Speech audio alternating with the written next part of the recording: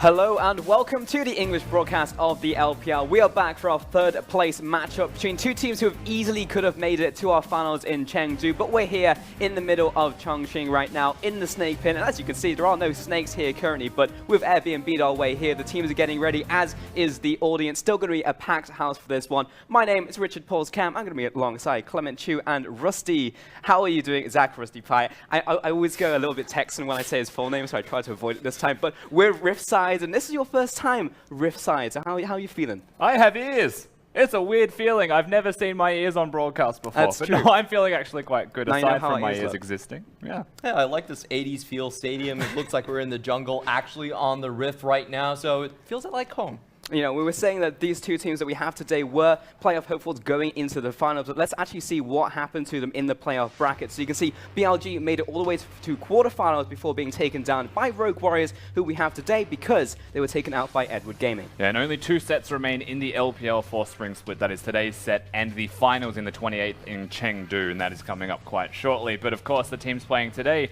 they both went down in their last sets prior to the people competing in the finals. 3-1, Rogue Warriors went down, 3-2. IG went down, missing, of course, their star top laner. And these were the 2 best teams in the regular split. 2 out of 3 of the East of the Beasts. Unfortunately, we will have to see them here, and they're playing just for the 3rd place only. No more moving on. They are, but there are still a lot of stakes that come with that. Not Rogue Warriors coach, but lots of things that they will be fighting over right here, including circuit points, Rusty. Yeah, you can see the circuit points on your screen as well. Note that there is some points for the summer split. That's why they're super relevant. There's a prize money difference as well. And the other thing that you may not be thinking about that lingers to me is that you actually change who you play against in Rift Rivals. 3rd place and 4th place could be the difference between playing against SKT.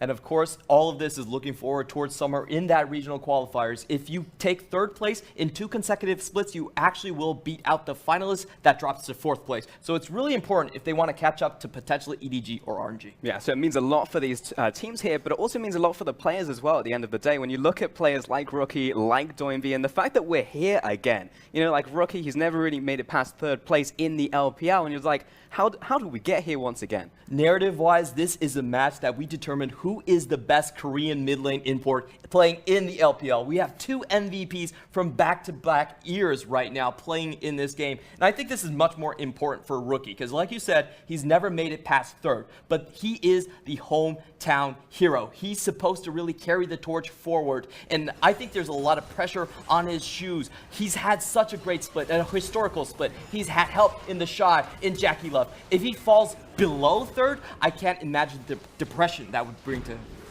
Yeah, it's going to hurt a lot if all the pressure's on just his toes, not his shoulders. But we also need to look at Doinby at the end of the day because equally, this means a lot for him as well, Rusty. Yeah, it's a big deal for Rookie. It's just as big a deal for his opponent in this set in Doinby. Rogue Warriors mid laner, the heart and soul of the team as well. An emotional rock for them usually, but that rock can actually get pushed to the side if the emotions start to sway. And he is a member that you have to look towards when we talk about redemption as well, because he's got super high highs and they've just had some lows going down in the semi-finals, and it's redemption for him finding his footing one more time. And this was a great example of the highs that we saw out of Doinby in that Game 5 against Billy. He really just stepped up his game, and as you can see, he's always a very emotive player that we see on stage. Absolutely, so definitely drives the team forwards. But the interesting thing about these 2 mid laners, they have very different styles as they go toe-to-toe today. Doinby is the more support-oriented mid laner. He has picks like Karma, the only Lulu mid player, and you can see in his DPM much lower than Rookie. Rookie on the other side is much more carry-oriented.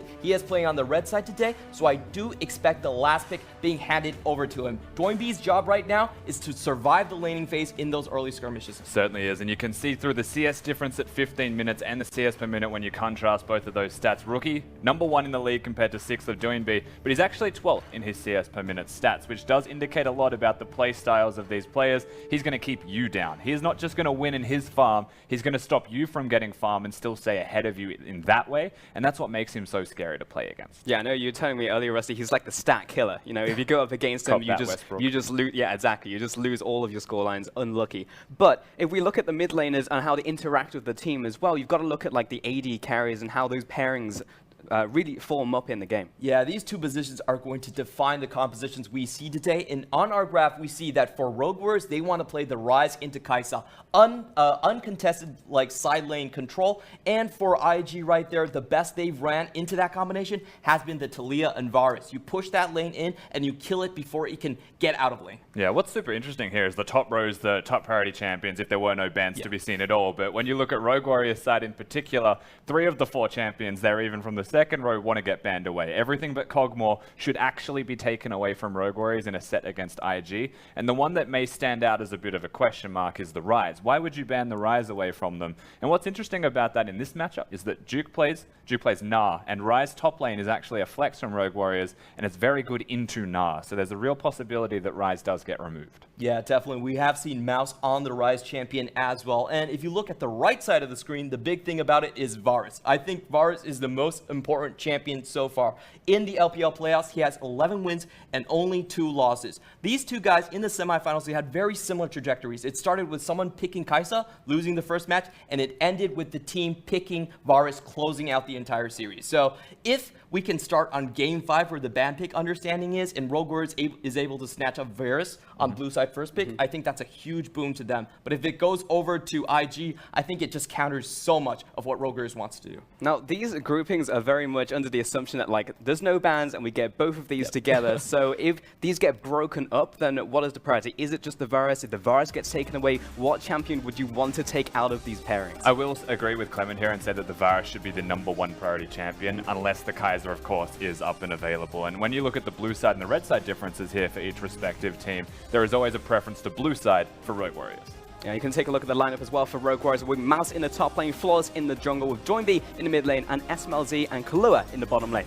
Definitely still running the same composition right here. The big carry we didn't mention is SMLZ. He is still the main damage dealer, but Kahlua, and then they have to hold on to the bot lane, where Rogue Warriors has been faltering, has been in the earliest skirmishing. They can't decide if they want to scale or if they want to avoid fights. And taking them on today will be Duke in the top lane, Ning in the jungle, Rookie in the mid with JackeyLove and Baolan in the bottom lane for Invictus Gaming. You have to look towards the top lane once again. Still know the Shy. He has been out with injuries. It's a big part, you would have to imagine, of why they lost in their semi-finals against RNG. But Duke is still here today. And at the start of the day, we talk about redemption. You can talk about Rookie wanting to find himself for the team. JackeyLove perhaps underperforming in his semis. Duke is someone that we have to bring up into the conversation as well, because you rarely get to see him. He comes into a semi-finals and the team doesn't win. He wants to win a lot himself, surely, to prove that he is still just as good as he always has been. But that's the thing, right? Because Duke very much changes, like, the DNA of the team. They look like a very different squad. You can't play through top lane in terms of a carry. You're not going to be seeing Duke play Jace in the top lane like you see out of the Shy. So it changes the makeup of the team. Yeah, I think the biggest difference has been in the draft phase. Usually when IG goes towards the red side, they have double counter picks for their solo lanes in the top and in the mid as well. But now that they don't have the Duke, they only have one counter lane, and that really changes how they play the early game. We talk about them as the strongest 15 to 20 minutes game, but that really isn't the case anymore. They're not as explosive. All right, we don't have long until we head to casters, so I'm going to get quick predictions from you guys. Clement, start us off. I have to go with 3-1 for IG. They played Rogue Warriors 4 times in the regular split, won all 4 of them quite handedly. The mid-game skirmishes, mid-lane skirmishes are going to be the most important, because that's going to give access for Rookie to go bottom. I'll be honest with you, Pulse, I couldn't decide. I had no idea what I was going to go for. I used a random number generator instead to choose what my answer was going to be. And I landed on number 4, which was actually IG 3-0. Okay, there you go. So even the numbers are saying that Invictus Gaming are going to be taking this one. For now, though, we're going to send it over to our casters to get us into game.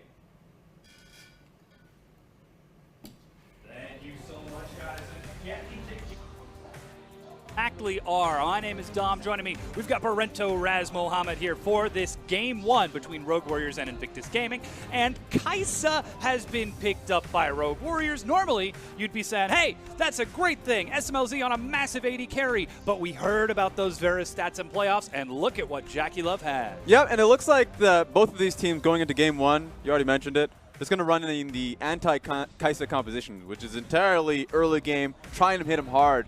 There's been a lot of discussion, especially on the analyst desk, of just whether they should ban out the Kai'Sa or just let it fly, and it looks like in Game 1 they're going to try and let it go. Yeah, we'll see what's going to happen with this next round of bans. Might have been a mistake there as we get back to seeing Flawless on your screen, of course, suffering his defeat just a few days ago, 2 days, hard to believe, it was 48 hours when he lost his first playoffs and was eliminated by Edward Gaming. That said, he's going to lock in Rise for Rogue Warriors, and now we're looking at the mid lane perhaps, or sorry, support in Morgana. And one thing to remember as we get a few camera shots is that Sign is still open to fly as well. So a lot of the compositions that we've been attributing to Rogue Warriors are still available to them. They can pick up the Scion in second phase and try and look to flex that topsider in the mid lane.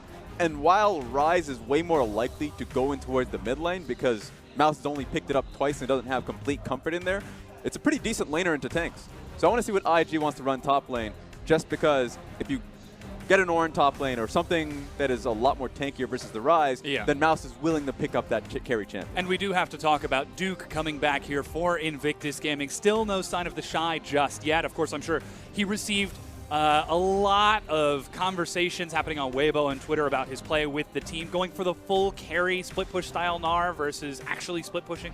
Yeah, I mean, look, whenever you have a hot button issue of the Shy not showing up, it's understandable. It's like Hanser not showing up on TSM. It's like Smeb not showing up on KT.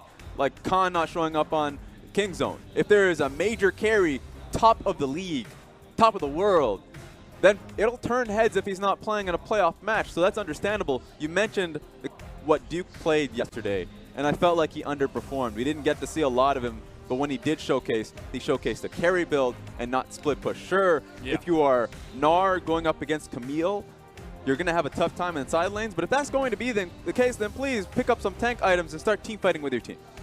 Perhaps a bit of miscommunication from Duke for playing with the team. We originally dubbed him the Korean Bash brother along with Rookie when he joined just a short while ago. So we'll have to see if he has recovered here. And I believe that's a Soraka locked in. There are already 4 bans underneath. Yeah, and just running through the Soraka pick because that's not the first time we saw it. And it's hilarious that there's a Nami in there, so there's a lot of troubles immediately coming through. And I hope one of those champions ain't the real one. So I want to talk on Soraka just a little bit because that has a real reason to it. Now, we saw Soraka getting picked up by Baolan in the Week 10 portion of it versus LGD. Up against Morgana, it's a good lane matchup, so it looks like immediately Invictus Gaming are trying to match them in lanes, which comes to the idea, Game 1, that they just want to play against the late game scaling of the Kai'Sa Morgana composition and try and hit it hard because they're a really quick team and they want to hold on to that identity. Yeah, and that has been the most successful strategy against SMLZ on that Kai'Sa specifically. We heard it from the desk. Use the Varus, push the wave in, and then get a mid laner that can roam and collapse and punish it. This was where we start to see Rookie fall short in that Game 5 on that Cassiopeia because he did have lack of lane control against Royal Never Give Up. Yeah, and if you were comparing Royal Never Give Up to Rogue Warriors, a lot of it is in the fact that Rogue Warriors kind of falter in the early game. Sure, they're picking late game champions, but their vision control isn't strong enough to hold down the fort in the early game, so they really lose out in early dives. They fall way too far behind. Invictus Gaming going up against RNG just a few days ago, it was such a tough series because even though they had a lead, RNG had very strong vision to contest them on Baron's side, to contest them moving up waves. In fact, even in the game that Invictus Gaming won, it was such a tough one just because it turned into some random base race. Yeah, in that Game 1. Exactly, and that was just based around the fact that RNG were willing to fight them on every corner. And it does create such an interesting conversation because if you compare that with Rogue Warriors against Edward Gaming, they also demonstrated what it looks like to play a superior vision game, not just with Haro, but also with Clearlove, also with Mako. So perhaps Invictus Gaming, with 2 days to recover after their defeat, some time to watch over the tapes and footage, could take that strategy and utilize some aggressive vision control themselves. Exactly, and one of the biggest things we always give favor to EDG is their discipline when they run these compositions. So even though in the regular season, Invictus Gaming had stronger early games based off CS differences and the speed in which they take early towers, when it comes to crunch time, when it comes to playoff time, the leadership of Mako, leadership of Clearlove later on in the series is what won them the series handily. So remember, today is about Invictus Gaming and Rogue Warriors, so it's about learning those lessons from the previous day. And of course, Rookie never quite making it to the finals in the LPL. He's been the best mid laner in the league for such a long time. For his team not to make it this split, a lot of people are tuning into this broadcast saying, Invictus Gaming, they were going to MSI. They were the favorites. Well, now we've got some new favorites in town, and we do have to have this discussion as to why that is happening. And a lot of this is that postseason style. Yeah, I mean, ultimately, even with regular season giving you the importance of being able to immediately slot you in semifinals, Yeah. you have to play on the day. Exactly. And so Jackie Love not performing on the day, Rookie even performing poorly on the very last game, had that lasting impact. So It's all one mistake. That's all it comes down to. exactly. So RNG performed really well on the day, even though they were third place in the regular season, and they had to run the entire gauntlet. So props to RNG running it through. Invictus Gaming had to right those wrongs here today. We'll have to see if they can do that, of course, making their way back on stage. We do have some technical difficulties that we're trying to resolve as quickly as possible. We'll get right back into that pick and ban and see if that was, in fact, a Soraka Nami locked in, because I know you saw it too. Look, and God bless, I mean, look, the players had to jump on a plane to Chongqing. Yeah. I understand production had to jump on a plane in the same fashion. So you're running it through, production errors coming across. I can understand that. Sometimes right? it happens. I feel that. Even the best of computers crash at any given time. Not my Still, PC. though, we'll have to see. Doinby, he's not allowed to talk right now, and he is still chuckling and laughing. Or perhaps we might have lifted that so the players can actually talk. As they're leaning in, it looks like, yeah, we have enabled that so that the players can communicate with each other. Of course, we don't want them sharing information before a pause or before a band pick as you are halfway through. And we'll update that and resolve it as it goes. But still, we're looking for redemption not just for Invictus Gaming here, but also for Rogue Warriors. They showed when they played against Edward Gaming that they were absolutely out of their depth against that team. And the reason for that ultimately was a problem that haunted them near the final weeks of the regular season, which was poor vision control ultimately. Yeah. I know they were running these later scaling compositions. Early on in the split, they were running rampant with their team fights, being able to take win after win after win in the Eastern and Western Conference. But here's the problem. If Killua, if Flawless are not having hot wards per minute numbers, and if they're not in the right place at the right time, specifically mid lane jungle, then SMLZ is going to die repeatedly. And that's been happening really early on in these games. So sucks for them having to play both EDG and now Invictus Gaming in the final few matches. And these are the teams that are going to be punishing them. I mean, that's what you sort of have to expect when you are getting to the top level of play in the LPL. You've got Edward Gaming, Royal Never Give Up, Invictus Gaming, Rogue Warriors, the newcomers. That they're even competing at this level is a testament to the skill of this new team. We have to remember, they didn't exist 6 months ago. Yeah, there's a band of people brought in together, a lot of incredibly strong players. One player that didn't have a name as a person on your stream is Killua from Young Miracles. Now, biggest thing about Killua was the fact that he was on the same team as Ning as well, if you remember. Both good players. I liked Killua. The fact that he was brought into the LPL was a blessing in the sense because he was a very strong mechanical player, put alongside SMLZ, and we really did see him come together in terms of laning phase with SMLZ and being able to protect him later on in team fights. So this is the first time that he's really on a large stage. So I want to see what he could do in performing here today. Of course, we're seeing something similar out of Flawless, but Rookie on your screen right now. You can see after his quite crushing defeat in that Game 5, the emotional breakdown he had on stage in which former teammate Zatai helped get him backstage.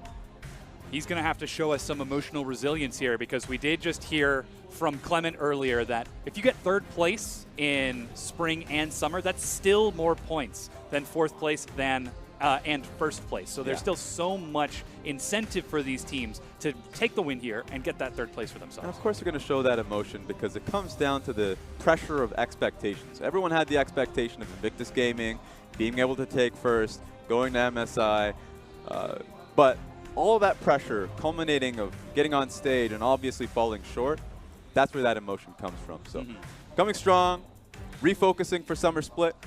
I want to see what Invictus Gaming could do running into Worlds. Absolutely. That's the big hope for the team. Of course, we do have to apologize for the delays, everyone. That being said, our analysts are now going to go ahead and take it and tell us a little bit more about what we should expect out of this matchup. Gentlemen?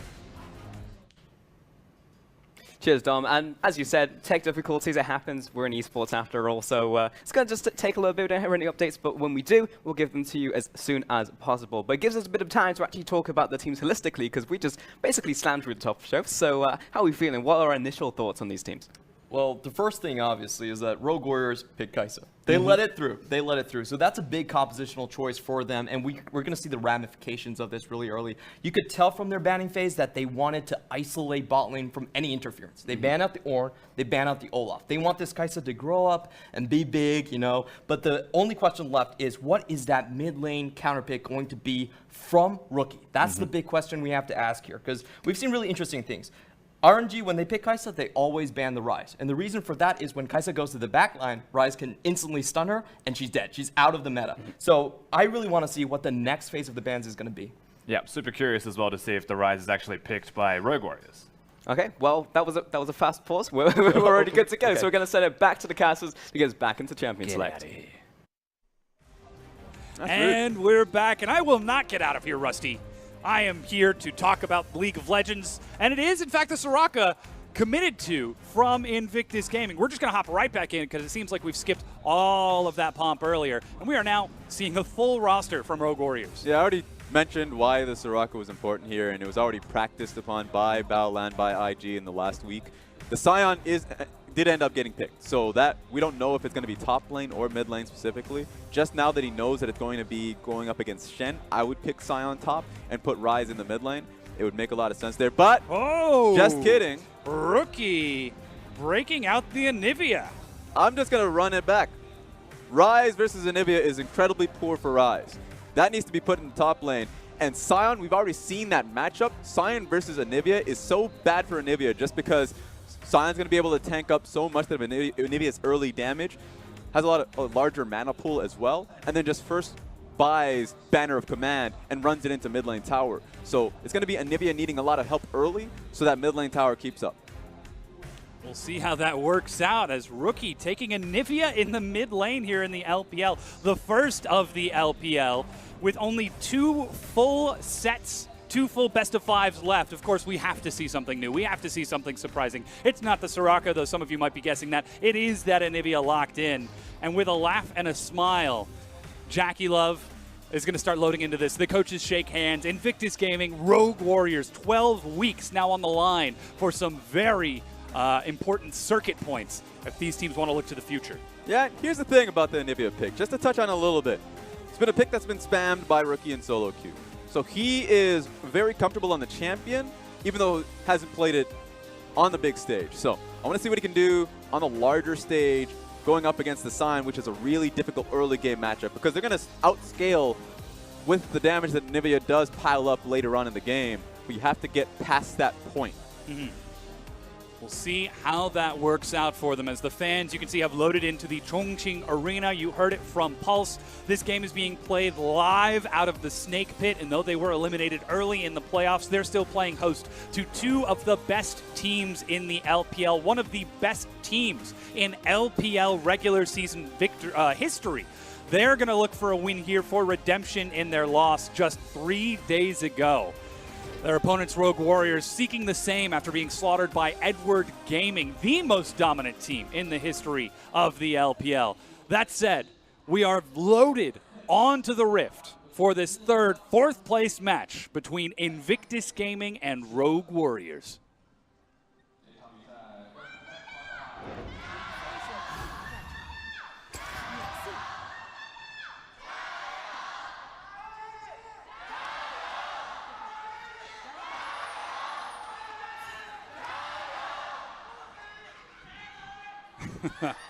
As ever, the fans can't contain their enthusiasm. Come on, guys, settle down, settle down. We've got some important League of Legends to talk about here. I mean, they don't get these teams coming to the pit that often. So yeah. Got to get that all out now. Absolutely. Now on your screen, you can see Doinby in the mid lane taking that Arcane Comet into Rookie's unsealed spellbook. And we did see Rookie, in fact, play that Anivia against Royal Never Give Up, so I apologize. How quickly the mind forgets Game 2 of a best-of-5 series. Yeah, and I'm just taking a look at the runes here. The fact that Sejuani seems to be going towards, what's the name of that again? The Press the Attack? No, that's not Press the Attack. Press the Attack, Fleet Footwork, and, you know, the 3 auto-attack one. Jeez, yeah, like for more damage after the 3 auto-attacks. So the takeaway, of course, is the fact that you get 4 stacks on Sejuani passive. Yeah. It's the main bulk of her damage. So if you ever get into a skirmish with Jarvan, if you ever have the vision control advantage, be able to get the first top on him, you can actually just get the stun, get to proc the passive, and then head out immediately. So that's actually just for specifically the matchup. So it's nice to see. Already, though, in this bottom lane, we can see both our AD carries and supports trading quite happily, but Killua is absolutely receiving the worst of this trade. Interesting to see JackeyLove and Baolan change up their strategies here and focus the support. That said, Flawless is going for a quick invade. He went red buff to blue, and Ning looks to be doing the same on the other side of the map. Did these junglers do like scrims yesterday and get each other's strategies down? How on earth did they end up on opposite sides so quickly? Level 1, they must have had the vision of this. So this just means that both sides, even though Mouse is trying to keep this alive, he's able to do that. He's able to do that just because Shen got pushed in incredibly early on. So I actually feel that it's going to be really difficult for Sejuani to get ahead out here, knowing that both Sion and Rise are going to be able to stop him.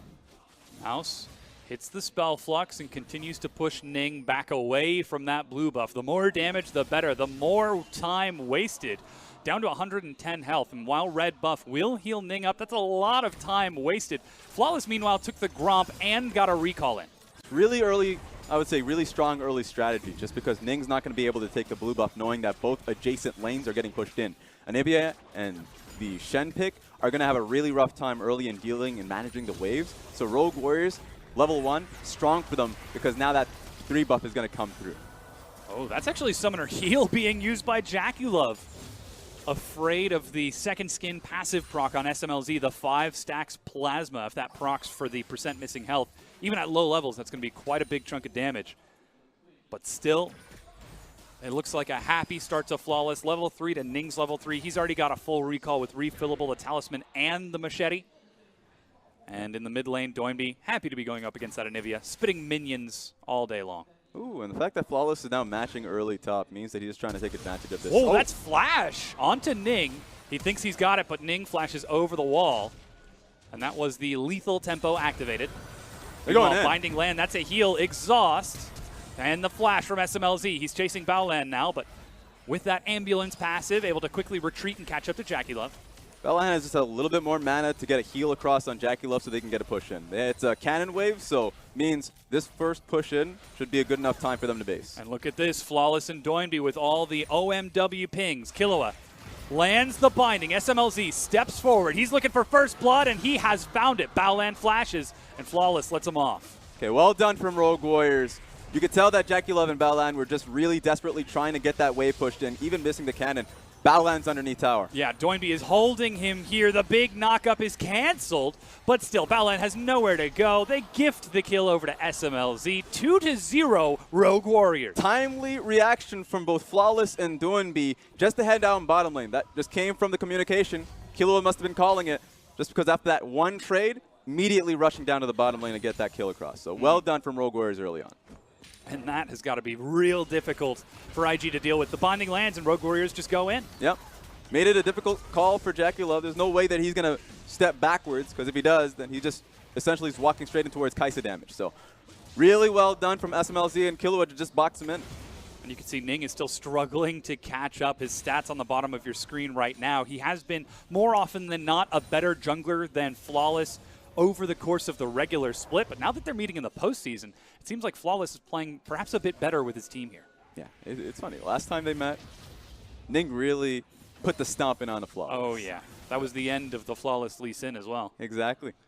Undefeated Lee Sin up until that point, and he was getting crushed early on because a lot of the Invictus Gaming strategy was to get adjacent lanes pushing in and just invade him constantly. They found him again, Flawless.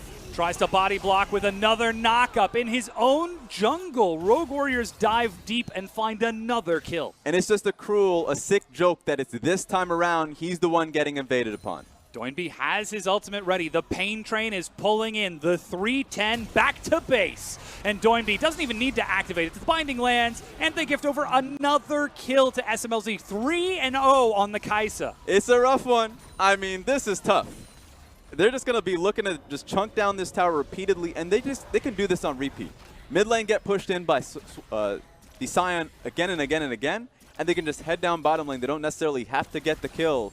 They just need to be able to look for those dives. So it's now on Ning, and it's on Rookie to try and stop this from happening. Rookie doesn't have teleport, so that's even more harder, more difficult, and Ning is getting pushed into his own jungle and getting singled out. So it's so difficult for JackeyLove and a Battleline to keep alive. And before the game, we were talking about how important vision control for these two teams are. Take a look at the wards, Raz. Control ward behind red buff, control ward in river, control ward in bottom lane, plus plenty of deep wards for teleports if they even need them. Rogue Warriors have learned their lesson from Edward Gaming in a terrifying fashion, and IG looked completely unprepared. A lot of it is just around mid lane push and priority. If they're going to have Kai'Sa and just a losing support in the bottom lane, if they're going to bleed pressure, then follow it up. SMLZ ticks over to level 6. The binding lands, and he goes in. That is a 4-0 Kai'Sa. Yeah, drafting aside, Killua is just landing every Q, and they're pushing into tower too. I don't know how Varus is going to survive this one. And you just saw the stats on the bottom of your screen, the difference of IG playing with Duke versus playing with the Shy. And while top lane might have been relatively close to even early on, this is a completely different Invictus Gaming. After the tragedy of their defeat against Royal Give Up, you do not want to start this series off with a crushing 5-0 head start for Rogue Warriors. Yeah, but it looks like they're going to be trying to trade sides here. But you know Mouse, he knows how to just take that pressure, eat it, so he's just going to head away from his own tower and save his life. No trades across the board. And we're seeing Solo Gold getting passed over to SMLZ. You can see his stats on the bottom of your screen. The only thing that he's higher in stats is that damage percent by a whole 3.3% than JackeyLove. And now normally you would say that's because the majority of Invictus Gaming members just do massive damage in general. Well, this time it's looking completely different. It's just because of the situation they're put in. Yeah. Rogue Warriors in playoff time were bleeding pressure mid. This time around have a complete winning matchup in the mid lane. Yeah. This is something we've tried to see more of coming out of Rogue Warriors, just a strategy involved where mid lane can back up a bleeding bottom lane. So now the SMLZ and Killua, sure, they're in a losing lane matchup, but it doesn't matter what the matchup is like when Flawless and Doinby can cover for that. Doinby now picking up his blue buff. Flawless absolutely helping to cover for his team in that what one might theorize should have been a difficult bottom lane is now a 4-0 Kai'Sa with first turret and what looks to be an Essence Reaver rush on the way. What's scary now is that the strategy from Rogue Warriors is not to move SMLZ and Killua to the top lane for the next tower. In fact, they're just slow pushing this, trying to track Varus and Soraka. If they come and try and meet them in this lane, that is a long lane back to your own tower, and it's very easy for Rogue Warriors to fish for kills. Which it seems like that's what they're doing here, binding lands just for some harass. But Rookie, nothing is safe. Your bottom lane is 0-4. Your jungler got ganked at Wolves, and you're being harassed by the enemy support 9 minutes in under your own Tier 1 turret. It's going to take a lot for IG to get themselves back into this. That said, if there is a team that can do it, it has to be Invictus Gaming. Yeah, a lot of it's just on them to look to be a little bit creative. They can do that since they do have a lot of utility surrounding JackeyLove's ultimate. Rookie's Q, so there's some pick potential that they can look towards along with Sejuani. So they're not out of the game yet. He has Smite to heal himself. There he goes, able to top himself off. Gank bottom lane. Oh my goodness, Duke! He misses the Shadow Dash. They flash under the turret to chase down the kill. But look at that. Oh, Doinby is there in time. And he has killed Mouse Realm Warp to catch up to Duke. Now that means Rookie is there. He lands the stun. They are able to get themselves on the board with that kill. But that is just a tragedy.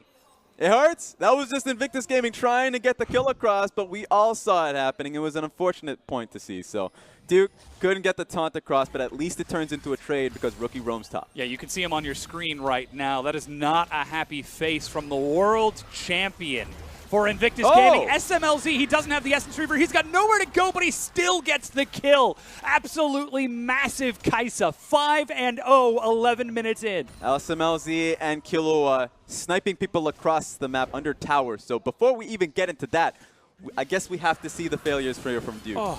Didn't get to get the kill across, didn't get the taunt. Rise survives long enough to turn it on towards Ning. Thankfully, Rookie is making his way topside, so he's able to get the assassinating Q and kill onto Mouse. So at least that turns into a trade, and he saves Duke's life. But now this map is completely in control of Rogue Warriors. It's 4,500 gold advantage for this team right now. And at 11.5 minutes in, this is absolutely huge. Doinby is all across the map. Flawless is tracking Ning. Mouse was somehow able to survive long enough to get himself a kill. Where on earth can Invictus Gaming try to turn this around? Is it just give up as little as possible and drag it out to a late game team fight? Well, yes, but a lot of it is they still have onus on the engage points that I mentioned earlier. Yeah. So waiting on mistakes coming out of Rogue Warriors, which they do make throughout the regular season. So watch them take mid lane turret. Now, Rogue Warriors have Rift Herald here, so they can place it mid and look for inner tower. It has to be on Invictus Gaming to see if they can get a proper pick-off towards SMLZ or Flawless on an engage, and they can look to punish that. They have a lot of wave clear based around Rookie, so a lot of the question marks is where is Rookie positioning on a lot of these instances, because he needs to be with the team just to counter Rogue Warriors' push. That said, that's now Essence Reaver completed on that Kai'Sa. There's a Morgana Black Shield to try and protect it. And yeah, you're absolutely right. Rookie has got lots of wave clear for those side lanes. Still doesn't have that teleport up just yet. So perhaps Invictus Gaming are going to have to wait for at least a few more items. Still not even Gwinsu's finished for Jackie Love 13 minutes in as he starts 23 CS behind SMLZ and 2 kills down. Nearly double the gold for that Kai'Sa. Yep. At least he just purchased the Gwinsu's now, thankfully, on the base. So now that he's heading back towards the mid lane, item breakpoints is not that drastic. It's not that large. And they just need to find a way to not bleed. I would say ideal for Invictus Gaming, hold this mid lane and force Rogue Warriors to be able to take it with Rift Herald. They can do that. It just comes down to positioning. Having a Nivea in the bottom lane, that's fair because then you have an extra number. Okay, there we have it. Yeah, that's the Rift Herald. Rogue Warriors, Raz, it seems they know your strategy as you're telling it to us. But Invictus Gaming are the ones who are unprepared. They're bringing 3 members in that mid lane, but Killua is already behind the wall. And that charge is just going to slam through the turret. Yeah, and now Invictus Gaming should be in position to stop the next slam. So it's going to take a bit of a chunk, but it shouldn't lead into a dive unless it's SMLZ. He looks for the dive. He's caught by Ning stun, but his team is there to protect him. Baolan still low. That's the Black Shield immediately burned through, and he gets over the wall. Meanwhile, Cataclysm, Wish comes in, Shadow Dash inside of the pit, and they still get the kill. Duke is trying to stall it out as long as possible, but Rise has joined the fight. Mouse trading auto for auto. Jackie Love on the bottom gets a single assassination, but that's still 2 for 1, and Doinby takes the long way around, and Jackie Love finds himself with a double. 2 for 2, and if Rookie had hit his first Q initially, that actually would have been a proper trade for Invictus Gaming. Ultimately, they stopped the Rift Herald from taking down the inner turret, and they even up the trade. So Invictus Gaming are still on the map and could take even more. Yeah, those are the mistakes that you were talking about from Rogue Warriors. SMLZ getting way too greedy for this kill. Yeah, and no Morgana near him, so he didn't actually get the spell shield coming in. That's why he was getting CC locked. Oh, it looked like the Q from Rookie did land. It was just the spell shield that came later on. Would have worked much better for Rogue Warriors if the communication from SMLZ came across so that he can have the spell shield to begin with. Would have gotten at least a proper initiation back up and maybe take down the Sejuani. Oh, but meanwhile, SMLZ, did he land that? He actually landed that. Finds himself with another kill onto Baolan this time. 0-4 on the support. 2-2 for the AD carry. 0-3 on the jungler. Invictus Gaming seem to be falling apart, and it's Rookie who's the only one holding his ground in this game. It's rough. And at this point, if you're looking at Rogue Warriors, the only pick that they have in their composition is either Doinby running at you or Killua throwing out a Q. So they should be easy to just understand where it's coming from, but it's still hitting them. Killua's been playing a phenomenal game so far. Absolutely. Now with the Shirelia's Reverie and that Moby Boots to further catch up to people. Oh boy. Single binding lands. Single bit of CC at long range. And that's going to be SMLZ leaping onto the target. Flying. Duke, though, he's trading with Mouse in the top lane. He's doing all right at 130 to 130 CS. And he does have his team at, seems to be focusing on some resistances to try and sustain in these team fights, but you've got to keep your eyes on that Kai'Sa in these fights because she is just huge. Yeah, and if Duke is that far out, a lot of his eyes are on communication. So it's in his ears, what his team's telling him, where Rogue Warriors are running, because if you're pushing out that far versus a great gank setup of Rise, then you have to be confident that they're not running up top side. So they must have a good indication that this Infernal Dragon is what Rogue Warriors are looking for. The evolved Acathian Rain going to help shred through its health so quickly. Boom, big hit and a smite to lock it down. Ning is meanwhile snuck into the top brush on that top half of the map. Mouse, can he hold himself there safely? Clears out the minion wave and actually steps forward. Perhaps a bit of a bait, but look at how Mouse is hiding behind the minion wave. Yeah, he has to pull Rise much farther out of the lane or Rise is going to be able to get out there easily. There's not a lot of damage out of the two, Sejuani and Shen. And Rise has a lot of movement speed in his burst, so movement speed burst and the flash the gank is not going to work. Yeah, recall completed. Baolan spotted on that top half of the map by a ward placed from Killua, and a zombie ward placed from earlier, as SMLZ is now going to be farming the enemy jungle as well as the enemy champions. And still, Rogue Warriors control the map. They're 6,500 gold ahead. Rookie's rushing that second item as quick as he can to look for some vital damage, but it's going to be so tough. And here's the thing, the RNG on the map is actually changing the landscape of the game. Invictus Gaming could have been comfortable waiting and playing out Rogue Warriors' strategy, seeing if they can get a pick across on somebody if they make a mistake like we did in the last fight. Yeah. But just because the next dragon is Infernal Dragon, so that could be a double Infernal proc for Rogue Warriors can actually play an incredibly lame game of push out waves, get strong vision control on neutral objectives, just take them and go for a Baron. And that will pull IG away from their turrets for the next dragon. If they lose the next dragon, then it's just going to be Invictus Gaming so far behind in just stats alone. They've got a very small window of opportunity to get some gold and try and fight over that next dragon. Because you know Rogue Warriors are going to have their eyes on the prize. Already it looks as though they're setting their eyes on that bottom half of the map while running this 1-3-1 strategy. They've had teleport on both of their side laners. Now they're taking the blue buffs away from Rookie to make that Anivia even less safe. And it's still pre-20 minutes. This is a very difficult game for IG to play out, especially after suffering their defeat in Game 5 against Royal Never Give Up just a few days ago. Still, though, they've got to try and fight and reset, if not in this game, then in the next, to continue this series and try to get those circuit points. Yeah, and it would be a demoralizing defeat of Rogue Warriors if IG somehow come back. Oh, yeah. So they're just shutting down a lot of those abilities or instances, because I was talking about a few ways they can get a pick opportunity on Rogue Warriors. It's a little bit hard because Doinby's incredibly tanky. Mouse has Cleanse now, so it doesn't even have Teleport, so he went towards Spellbook Cleanse, and then of course has Flash for himself with the shield that he got from his itemizing. So he's in a really good spot. So it was only going to be on SMLZ, and on SMLZ picking up QSS, there's so much safety in the composition of Rogue Warriors. So it's really Invictus Gaming pulling their hair out, like what strategy we actually get out of here? How do we kill it? I mean, that's always the age-old conundrum of getting fed. Do I buy more attack items so that I can kill them faster, or do I buy survival items so that I maintain the snowball at the same rate? Seems like SMLZ going with a bit of both with that QSS and now the Runons, as you mentioned. Yeah, Rogue Warriors, specifically Doinby, has always been that kind of player. If I have an out of a lead, I'm going to be building tank items because we should just win off this mid-game burst alone. Constant harass and trading, fighting over the jungle, fighting over the red buff. Look at the vision that they've planted on that top half of the map. I don't know who has been working with this team, but this is a completely different Rogue Warriors than played against EDG. They are ready for this Baron. You're right, and a lot of people would say, well, it's because they have such a large 7 to 8K gold lead. Of course they'll have that, but they've made massive instances, like right now, 3 red trinkets coming out of Rogue Warriors, Sion being able to pick it up for themselves. They're really taking a heavy focus on vision control around Baron. Just constantly trading out abilities. Doinby's actually going to step in, force the flash out of Rookie. Ning over the wall eats a huge hit. SMLZ, he's thinking about it. There's Plasma on Jackie Love. That's damage that will last. Potions being gulped right now by Jackie Love and Ning, but technically they can just start on this Baron and try and focus on a fight. They're just playing a riskier game now. This area of the map is still so dark for Invictus Gaming. You can see Duke pushed bottom and is now running to try and group up with his team. And here's the thing, most aggressive teams will just start on Baron.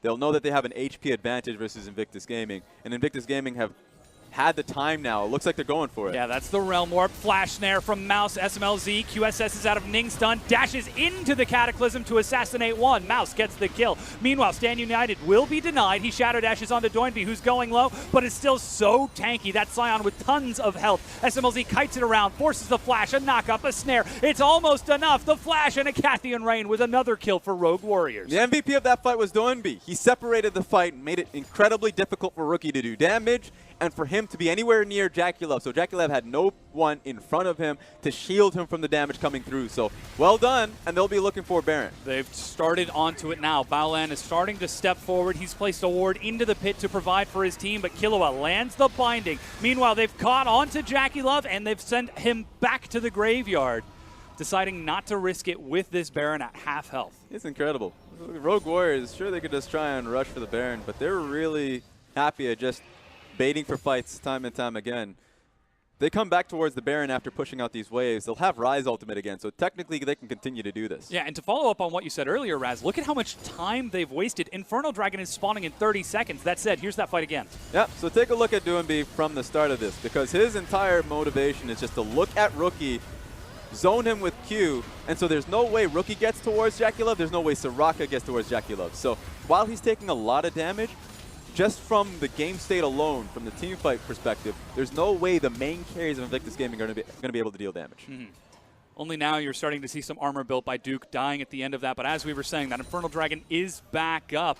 And if IG couldn't fight for the Baron, there's no way they can fight for the Infernal. Which just sucks, because time and time again, yes, the strategy for Invictus Gaming is just to play back, right? Yeah. Not take the risks.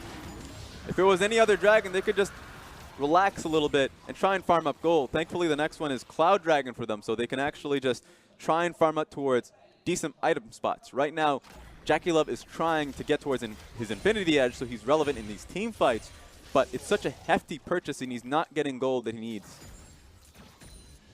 Absolutely is not. Rookie, he's finally completed his second item with that Archangels. It has converted, but still, this is constant vision control around the Baron. Invictus Gaming, they're going to try to step in as a collective group and get some wards in the area, but we're seeing Rogue Warriors absolutely relentless with their wards. Still, Doinby split pushing bottom. He's got his teleport now. He's got Righteous Glory to help catch up to anyone who might try to avoid him this next time. Rookie's actually stepping up to try and clear some wards. Or sorry, minions. That's what those are. Yeah, just wards, trying to get minions. Proper pushes across, so they can at least step up in the red side jungle. Doinby actually teleporting in, leaving bottom lane undefended. It's going to be a full commitment. They might be forced to start Baron here. Yeah, they're going to go for it just because Shen is now split pushing it. Already clearing out the blue trinket that was used by Jackie Love. They're burning through its health so quickly. That Kaisa 3-item shred really doing wonders for them. Flawless leaps in, and IG can't contest. They can't even get close to the pit. Baron picked up. Oh, hey, and the wall keeping Doinby in place. Now that will be a snare and a lot of crowd control onto Flawless. He's forced to turn back around. Mouse split from his team, and though Jackie Love steps up, it's not enough to kill. Yeah, even though they couldn't get any more kills off of that, you could tell the pressure that they had played so well. The damage that Rise, Kaisa will have just on Baron buff alone is so large that they didn't even need the engage aspect of it, the tank, to be able to just sit on top of it. So they allowed themselves the option of looking for a fight while not committing to it. And now they've got that Baron buff. They don't have teleport on Doinby, but they don't need it because it looks like they're just going to run straight down this mid lane, break down the tier 2. Fourth turret now gone for IG, and this siege is far from over. Yeah, they're going to keep going. They don't have Rise near them, so it's going to be a little bit tougher for them to commit on this wave. They're just going to need some time. So I guess they decided that they weren't going to try and brute force it, and they're going to wait on waves. So it should take 2 more waves for them to meet up with Rise. And look at the wards that they've placed. They can rotate top for the tier 2. They can rotate bottom. The map is completely dark for Invictus Gaming, but for that bottom lane and by their bottom tier 2. Rogue Warriors, they're just going to push right up into this mid lane, grouping up a second time and catching IG on recall, breaking down the inhib turret. They're 4 versus 5. The Mouse is able to catch up. Doesn't quite have the Realm Warp yet. We do have a quick pause. I want to talk about that. Turret is taken. So the fact that they were able to get that turret so quickly, a lot of that was just based around Anivia not being there. Had Anivia based a little earlier, come back towards mid lane, that would have been defended a little bit more easily with wall, Q, just forcing a fight, knowing that Rise is not with them. But worst case scenario came for Invictus Gaming, where they lost both mid lane and Rise was still splitting bottom lane. So just off of this one, they get the mid lane tower, and Rise can technically still join them and try and force for inhibitor, or he can just stay bottom lane, his rest of his team can join him and take another tower for their troubles.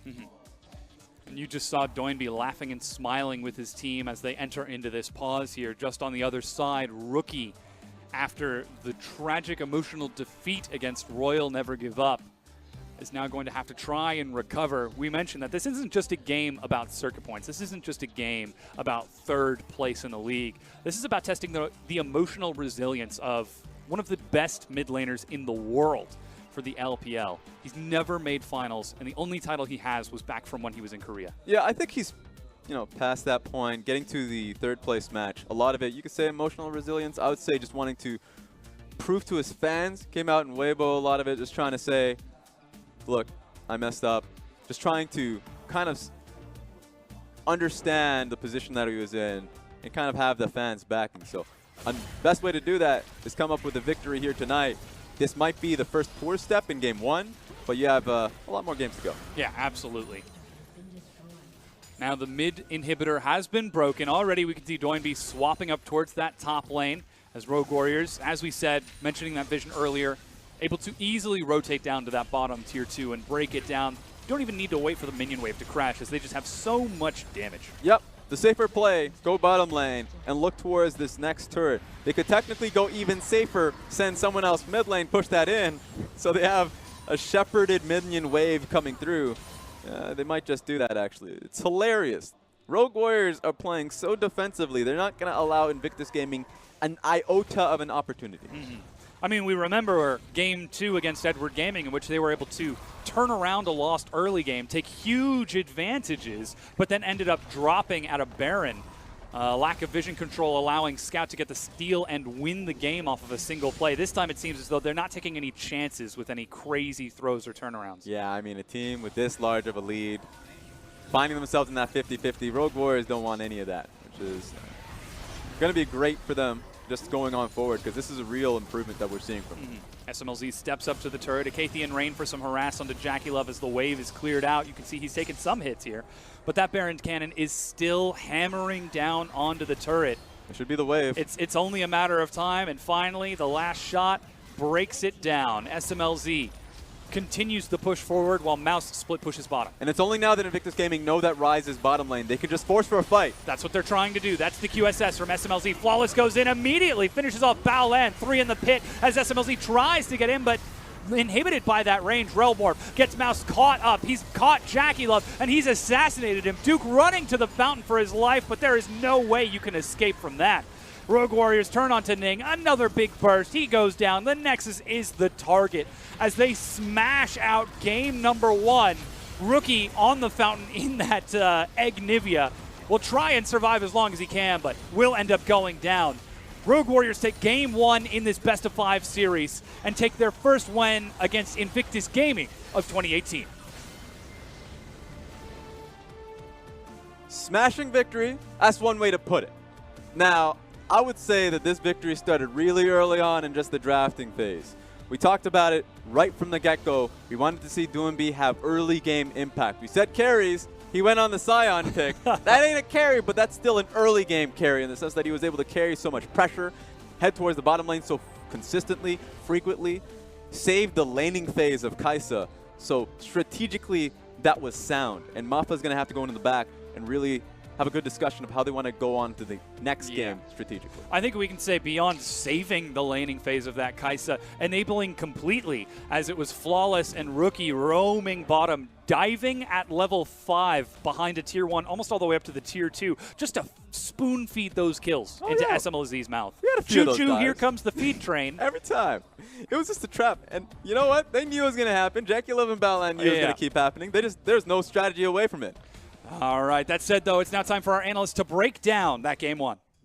Thank you so much, guys, and here we are. Thank you so much. We're going to actually follow on what Raz was saying right there, because I feel like he just hit the nail on the head, honestly, because it was all in that early game, and more specifically, it was starting in the draft. Yeah. There was a couple of big things in the draft that I think you have to look at first and foremost. I would say the biggest one is actually the flex picks, Pulse. We've seen this before. I mean, the last time we saw it, guess who they were playing against? It was IG still playing against RNG. It was very recent. They picked the Anivia last, and they were flex picked against once again. Scion goes mid lane. That's like the #1 cardinal sin for me. It's a very big strength. So like before we go into the IG side of it, I think what Rogue Warriors did was great, and I think this is a big part of why they constantly pick blue side for themselves, is they have the capabilities of flex picking even on blue. They have the capabilities of prioritizing with their first 3 picks, having one of them be a flex, which enables the rest of their draft. But the question still remains, why? Why pick the Anivia into this flex pick right here? Because if you're like, I want the matchup into the Rise or the Vladimir hat was the other day, and then they just flex the sound to mid lane and you lose pre-6. I think the question they were thinking about was how do we get that level 6 kill? Because they're thinking about taking over the game once that level 6 hit. And they have a great combination with the Anivia and the Sejuani together. However, I don't think it was early enough. Like Raz said on the cast, they should have gone early and hard. This is how Rogue Warriors have been throwing a lot of their games. It happens around early, the 2v2. When they can't win that, they can't support the bot lane. In this game, it was completely the opposite. They just sat back for the early game and let Rogue Warriors run away with the mid. Yeah, and I will say very fundamentally when you're drafting against the Rogue Warriors side, they don't change their style of play from this at all. It's very simple and linear, and you know exactly what you should be doing against it. And I can understand why IG wanted to go pick the Anivia, get to level 6, just scale up that little bit more, you know, get to that late game team fighting and be super powerful there and prevent them from having anything back themselves. You got Anivia wall into Sion. You can go dematerialize it into Sion as well, so he doesn't want to rush Banner of Command. These things have merit to it, but you lose pre-6. And if Rogue Warriors win pre-6, they just snowball the game out. They're so good at it. Yeah, I mean, the other two picks that really stand out, that highlight your point there, is the fact we had the Kai'Sa pick come out, who, guess what, snowballs in the early game if you fall behind, and then you also have the Soraka coming out, which just kind of face-planted in the laning phase. Yeah, definitely did. For me, I mean, to talk towards the early laning phase, we were talking about this backstage. You know, what does the Soraka do? And you've got a silence field, which is quite nice into both Morgana and team fights against the Sion, as well as the Ryze, who wants the machine gun spell weave. And it controls a super nice area where the Varus should be free to hit at all times. There is merit there. But unfortunately, and this is the weirdest thing about it, like, no matter how much we want to talk about how good Soraka is, at level 2, she had a point in Q, she had a point in E. There's no heals.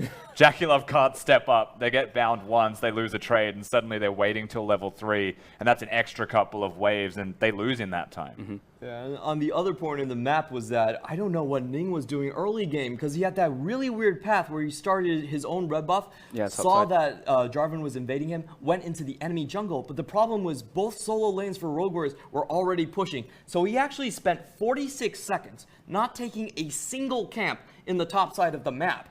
And everybody knew he was there as well, so there was no pressure bot lane at all. And Jarvan was around that area, so there was no way that the Varus could actually pick on the Kai'Sa, and that really made the bot lane collapse as well. Yeah, so major problems in the early game, and that really just sealed the deal before we really got into mid game at all. Now, we were going to show the laning phase and just, you know, show all the kills that happen in the bottom lane, but that would change our maturity rating for the broadcast. So instead, we're going to show the mid lane play. And Rusty, I want you to take us through this one of how the Kai'Sa was able to just blow the game wide open. Yeah, so one thing that I want to talk about with this Kai'Sa play, it's a small detail, and the reason that I want to show this is because you never see this. And it's super important to note that the W animation locks you and prevents you from actually being able to move or attack during that time. And the way that SMLZ has proven once again that he's got mastery of the champion, that he is in fact the queen of Kai'Sa, is through this play that you'll see in the mid lane. The fact that he's able to throw the W and then ult forwards after the binding connects maximizes the stacks that he has, and picture perfect amount of damage comes out of him. If the W wasn't thrown,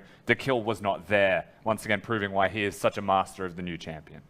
So it seems like the blueprint for a second game is definitely take away the Kai'Sa. I feel like you just can't give this to SMLZ, otherwise he'll just run away with the game. What do you think, Clement? I think that, okay, so my point, it was we had this discussion before game, and I said, okay, they're definitely not going to ban the Kai'Sa. They want to pick on it like they did against RNG in the first couple of games. Sure. However, I will also say that by game 4, game 5 versus RNG, they were like, yeah, we should rethink that. But my big point for them is I actually want Rookie to pick the Swain. I think that's one of the pivotal picks that EDG showed against Rogue Warriors, and it works really well because Swain is one of those champions that Doinby does not have a counter to when it comes to the 2v2 skirmishing mid-game.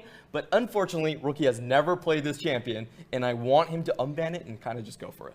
Now, the last thing we have to highlight on this analyst desk is talking about Rogue Warriors and their team fights, because I think we've all said this between ourselves, like, have Rogue Warriors actually had a clean team fight? Are they actually a clean team? And the answer pretty much resoundingly was no. But today, I think we actually saw some really clean team fights out from Rogue Warriors. Yeah, we did see a lot of positives from Rogue Warriors in this game, and it's about following through with the leads that they accrued for themselves. And as a result of getting that early game lead, it's not the easiest team fighting composition to execute sometimes, and that is actually one of the difficulties of Kai'Sa in general, is how do you play front to back when she's actually in the front and there is no back to actually protect. And I think one thing that they did was draft for that strength, and then they also played around that strength. Putting the Ryze top lane, who's fairly tanky with itemization, and then having the Sion in the mid lane means that everything goes forwards. And it's the new age version of what we saw with like the Kled going forwards with a Sivir and like sprinting in.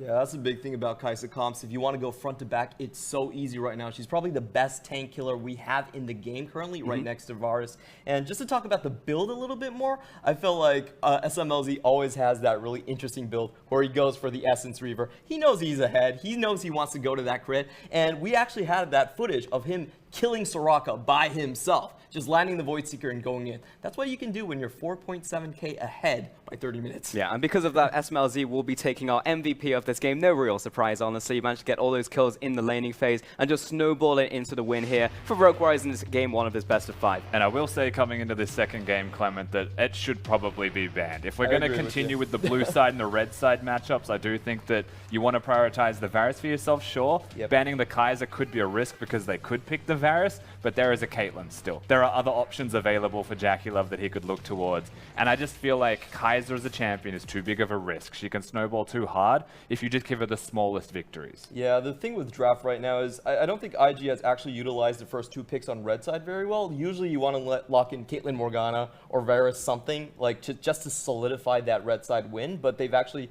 gone a little bit more on the sideways for Ning, and Ning didn't translate that at all. Yeah, impressive stuff out from Rogue Warriors in that first game, but for now we are going to take a short break before we go ahead and break it down a little bit more.